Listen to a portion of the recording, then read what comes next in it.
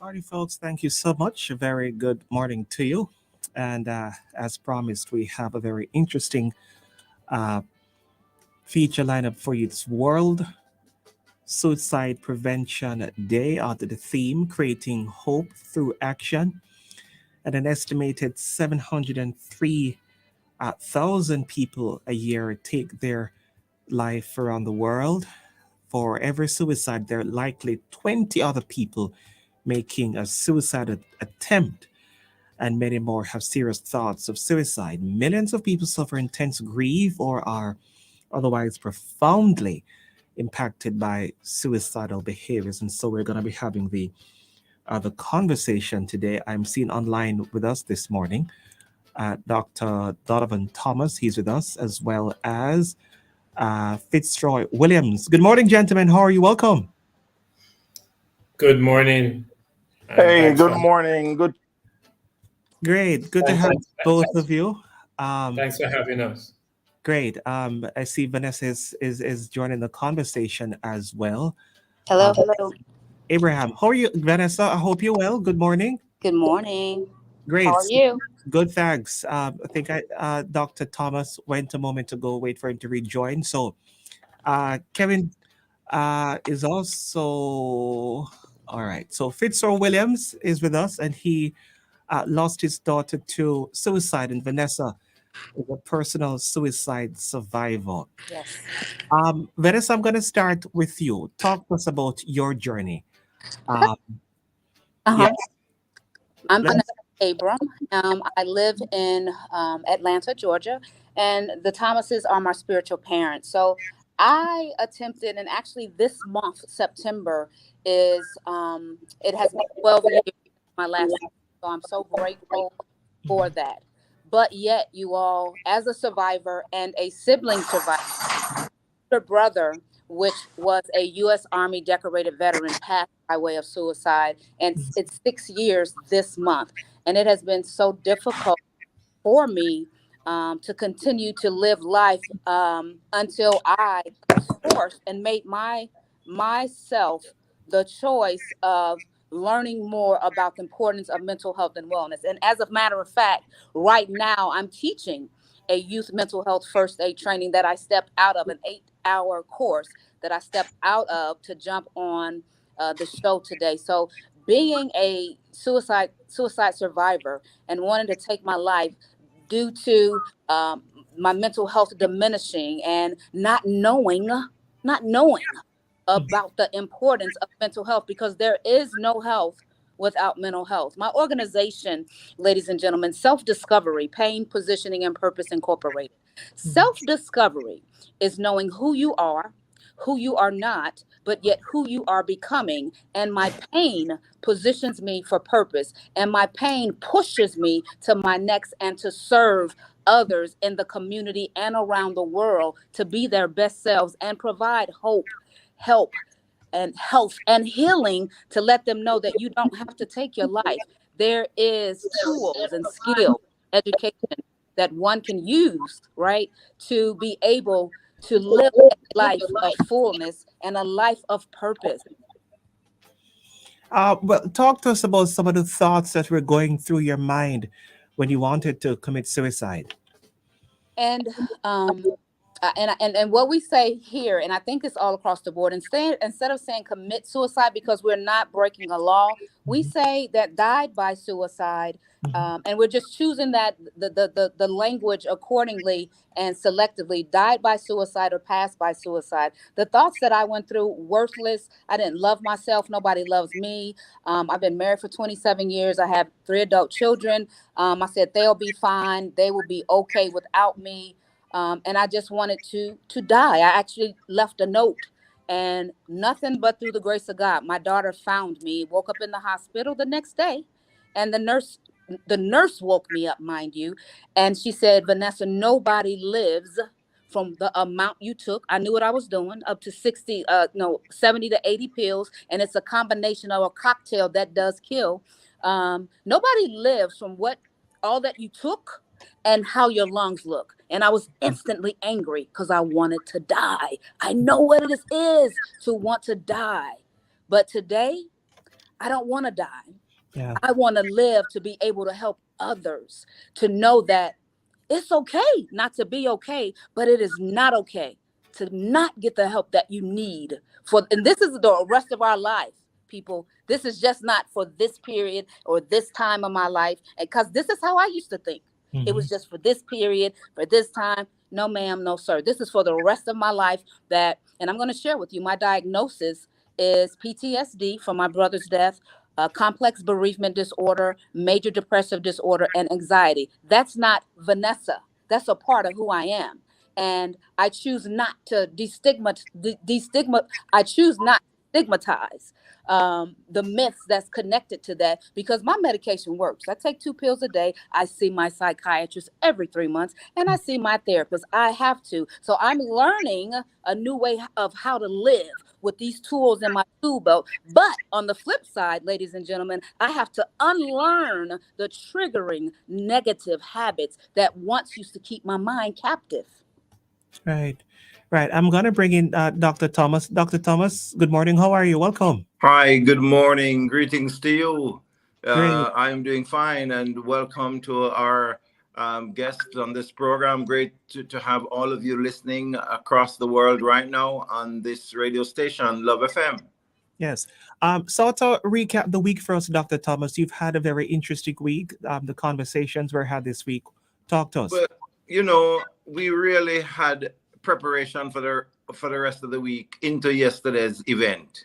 We had several radio broadcasts, several interviews, but it was really bent on promoting yesterday's event. Yesterday was the 14th World Suicide Prevention Day seminar hosted by Choose Life International. We had a group of people in person, and we had over 1,500 on Zoom and on Facebook across the world. And that does not count the number of people who are viewing on Facebook and YouTube on Love. So our passion in life is to help people live. This year is the 20th year since the International Association of Suicide Prevention has designated this day, the 10th of September, for World Suicide Prevention. And I happen to be the national representative of EASP here in Jamaica, but I also lead a local charity called Choose Life International. And on a daily basis, we take calls. On a daily basis, we are providing counseling. On a daily basis, we are helping people to heal from the brokenness caused by the loss of loved ones to suicide. And it's such a delight to have the team with me today, Dr. Goldburn, who is head of mental health in the Ministry of Health, Vanessa, who leads a ministry out of the US, and Mr. Fitzroy Williams. Thanks to Love for really making the effort to host this event today as we mark the 20th anniversary of World Suicide Prevention Day. Thank you, Dr. Thomas. When we talk about healing, it would be interesting for us to hear Mr. Williams's story. He lost his daughter to suicide. Mr. Williams, welcome. How are you? I'm great. I'm happy to be here. Thanks for having me. Great. I'm assuming that's your daughter in the background? Yes, it is. Well, talk to us about... Sorry, a picture of his daughter. Yes. Yes, a picture of it. Exactly. That's what it is. Thanks. Great. Talk to us about your journey, your story with losing your daughter to suicide. Yeah. Well, it was 7.5 years ago, on April 14, 2015, that we got a frantic call about things that our daughter was posting on Facebook. Friends became concerned. Cutting a long story short, after certain interactions, trying to reach her, I rushed home and at the end of that entire process, she was gone. She had taken uh, her life and died by suicide at her home.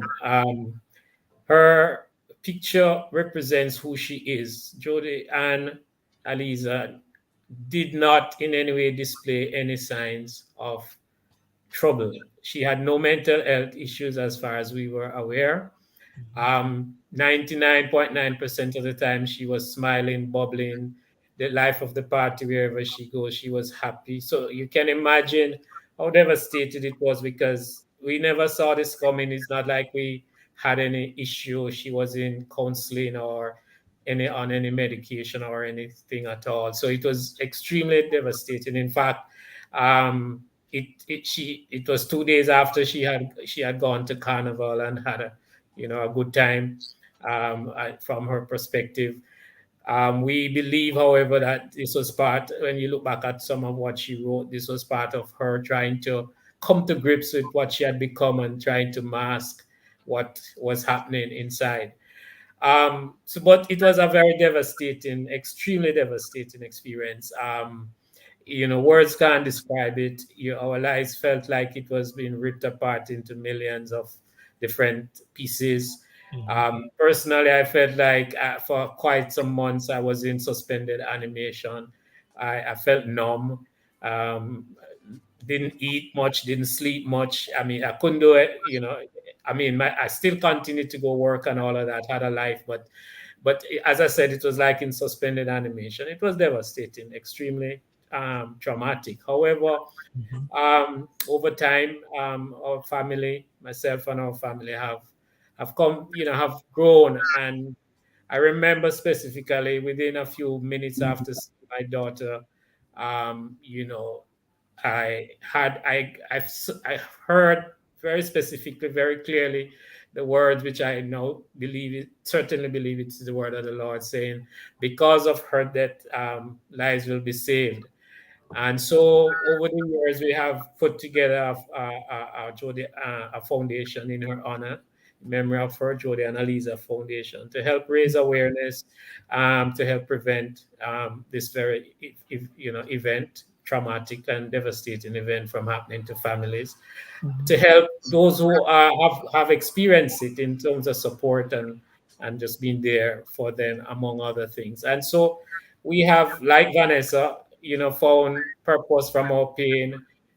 In sports circles, they like to say that, suffering is a privilege, or pain and pressure is a privilege.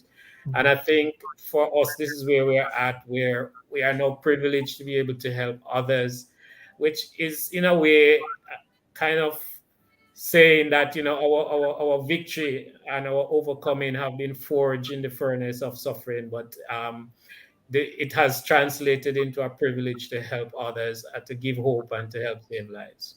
Right. I see Vanessa. She's nodding. I'm assuming she wants to come in. Come in. Yeah. I'm just saying, I've been on the platform with Mr. Williams before. So I remember his story. I remember, him talking about his daughter. So absolutely, I'm shaking my head because I'm agreeing, and we're on the front line, helping others by way of our own pain. And I just really want to give a huge shout out to my spiritual parents, Dr. Donovan Thomas and Mrs. Faith Thomas, for all that they do in Jamaica for people like myself that struggle with mental health issues and suicide prevention and awareness. Amen. Let me try. Yes, Mr. Williams, go ahead. No, I said I endorse that completely. I mean, the Donovan and Faith and the Truth Life Ministry are at the front line. They are at the forefront of a transformational ministry. And I mean, we all can agree that if one life is saved, it is worth it, and we really appreciate the work, because Donovan was there for us. I mean, he, time won't allow for that story, but he turned up for us. He was one of the first person on like a first responder, and they have helped us through this journey that we have been on. So I mean, indeed, I'm in total support of that. Right. I wanted to add Dr. Goldburn to the conversation. Not sure where he uh, disappeared to, but Dr. Thomas, what are some of the signs of suicide? For Mr. Williams, it's difficult because um, his daughter is quite happy. There were no signs really. So, what are some of the things that we can look out for? I'm not hearing you, Dr. Thomas. Not sure what's going on. Um, yeah, let's try that again. No, still not hearing Dr. Thomas. Um, so, folks, if you're just joining us, we're talking to Dr. Donovan Thomas. He's the president of Choose Life International and the national representative of IASP. Also online with us is Fitzgerald Williams, lost his daughter to suicide. And Vanessa Addison is also with us, a personal suicide survivor, lost her brother to suicide, and she's leading a suicide intervention organization overseas. Dr. Thomas, you with us now? Still can't hear? All right, let me see if I can talk to Dr. Goldburn. Dr. Goldburn, how are you? Welcome. I'm fairly fine. Great. And Dr. Goldburn is the Director of Mental Health and Substance Abuse at the Ministry of Health and Wellness. Perhaps you can take the question I have for Dr. Thomas. How do we approach suicide, Dr. Goldburn?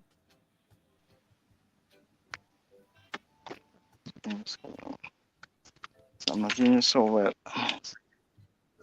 There seems to be another challenge with the connectivity. Yes. Again, could I ask the question again? In terms of approaching suicide, what are we looking at? How can we approach it from a psychiatrist point of view? Okay, so from a psychiatrist point of view, in assessing persons who maybe thinking about committing suicide, we want to look at what are the risk factors or the factors which may have pushed a person to this point. Is it a medical condition which is terminal? Could be underlying mental issue, maybe severe depression, severe anxiety. Are there social factors like, for example, relationship issues? Because that's very important for us to know if we can have a multidisciplinary response to the situation. We also want to access what the severity of the suicidal intent and the level of support that a person has at his home or in his community to determine if this person needs to be hospitalized as an emergency basis or if the person could benefit from close monitoring as an outpatient basis. And then, of course, the underlying uncontrolled medical or mental condition, then, of course, we'll want to start treatment for those right away. And treatment may be in terms of medication. In some extreme cases, we also use other forms of therapy. And when a person is more stabilized, then counseling may be beneficial. But initially, when a person is severely depressed, for example, the person may not benefit from so much counseling at that time. Many emergency admission, many emergency stabilization with medication. And person is improving, then we may think about using counseling. Right. And if a person seems troubled, is it safe to ask if they are thinking about hurting themselves? And through asking, can that increase the danger of suicide? Actually, so I've shown the opposite, that the fact that you ask, that shows that you have some interest in the person, and less likely that person will want to commit suicide. It's when you don't ask, then the danger is there. So I've been shown by you asking a person if they want to commit suicide, if it's in their mind, they'll be more willing to open to you, to speak to you about it. And if it's not in their mind, they say, no, be that far from me, I'm not thinking about it. So it's better you ask so you can know where the person is at in terms of his or her intent.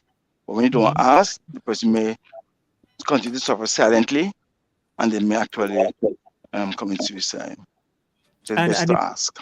And if you're not seeing any signs, how do you go about dealing with such situation? But if you're not seeing any signs, it's difficult for you to do anything about it. But what we want to especially come out of COVID is maintain social connection. Make sure we maintain social connection with persons, how persons are doing and so on. Not just on a spiritual level, but really when persons are speaking to us, find how they are coping with life in general and so on, because just that interest alone can help to provide a support for that person. I mean, less likely to be thinking about hurting themselves. Dr. Thomas, what's your take? How do we approach the situation? What are some of the questions that you'd ask?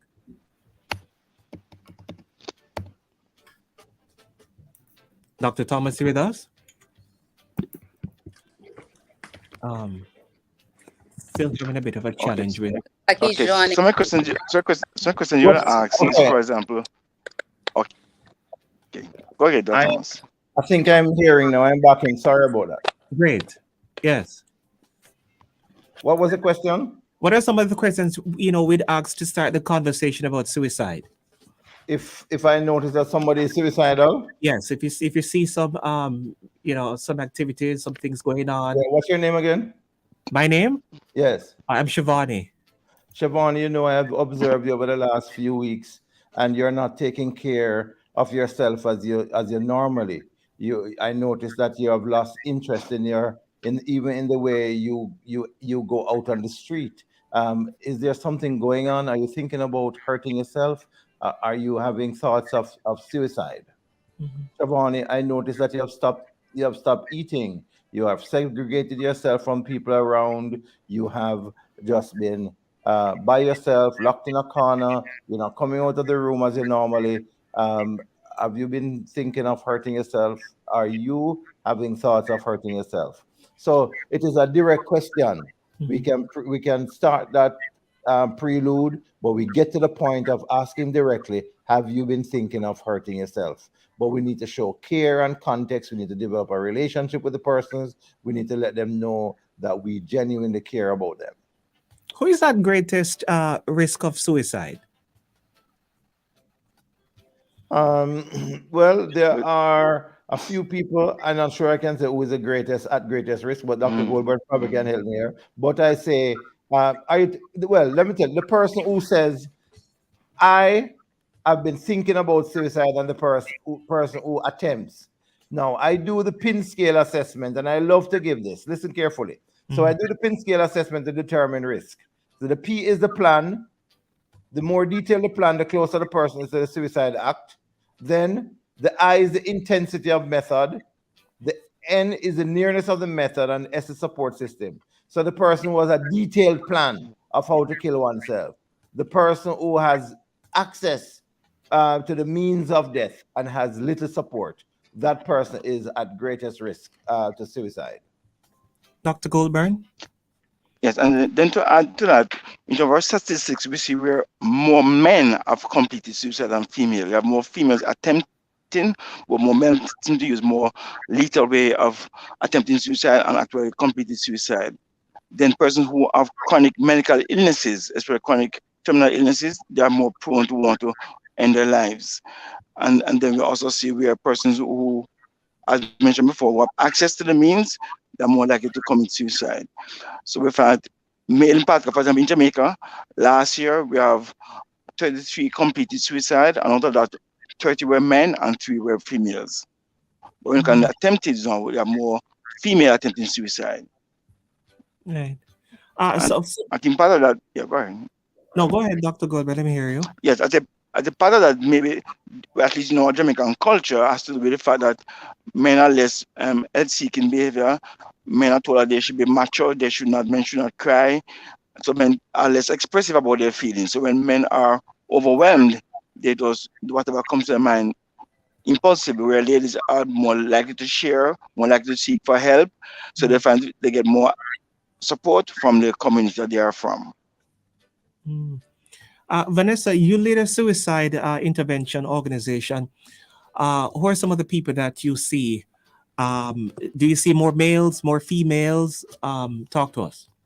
The whole gamut. From, as I just stated, I'm now teaching right here and now. I stepped out a youth mental health first aid class, which is from 8 to 5.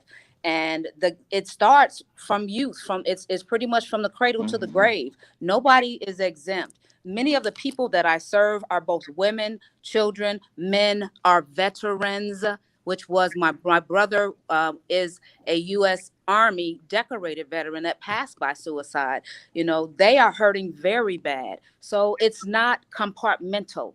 It's not. It's any and everybody. No one is exempt. No one. Yeah. Mr. Williams, we're wrapping in just a few, but for folks who are listening and are struggling, what do you want to say to them? Because you've had your own experience. Yeah. One of the strongest impulse that human being has is the will to live. Mm. And for someone to get to the stage where they feel that the ending their life is the best solution means that they have reprocessed and redesigned life in their and how they understand life in their own mind and thinking.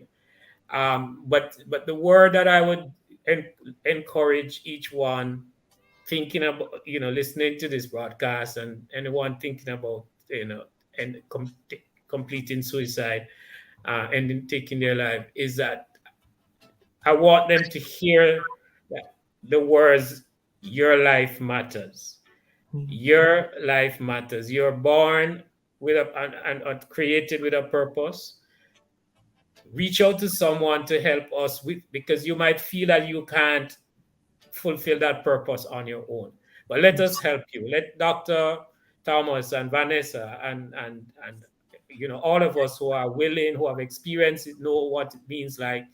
Let us help you to realize the dream, the potential, the fact that your life matters. You are created, specially made by God. You have a purpose. Your life does matter, and therefore, let's help you to live. Let's help you to have hope. Yeah. And Dr. Thomas, even if you feel hopeless, there is hope. That's the message, right? Right. Share it with somebody responsible. Mhm. Call the helpline. Talk to a pastor. Share with a caring friend. There are so many stories of transformation. And one of the books I'm working on right now is called Stories of Hope, where I've captured some of those stories of people who are down in the doldrums and whose lives have been transformed through intervention. So this is the story. Pain as purpose. One of the things I found is that what people really want is a solution. And I say to many people, let's separate your pain from yourself. Let's separate the search for solution from you. Let's work on finding solution rather than ending your life. We want to help you to find solutions, and that we want to do now. Yes. Dr. Goldberg, you have the final say. How can we get in touch with you and the ministry? What's the helpline? Give us all the details. Okay, so the helpline number, which is a 24-hour service, is 888-639-5433. And it's actually, remember, it is 888 New Life, NEWLIFE. And my closing words to everybody is that who are listening is that don't suffer in silence. Talk to someone. No person can mask anxiety and depression quite easily to a point, but after asking person not to suffer in silence, reach out, call the helpline. And remember, someone cares for you, just reach out so we can know what it is that you're going through. And our new stigma reduction and also suicide prevention slogan is do share. So we need to reach out to each other and share with each other and share each other's pain and burdens. And by that support, we lessen the intent of person to commit suicide or even think about it. Thank you. Thank you, Dr. Goldberg. Thank you, gentlemen. Thank you, lady. Thank you. Thank you. You're welcome. Thanks for having You're us. welcome. Have a great day. Indeed. Thank you. So that's Dr. Donovan Thomas. He's the president of Choose Life International, as well as Dr. Goldberg was on with us.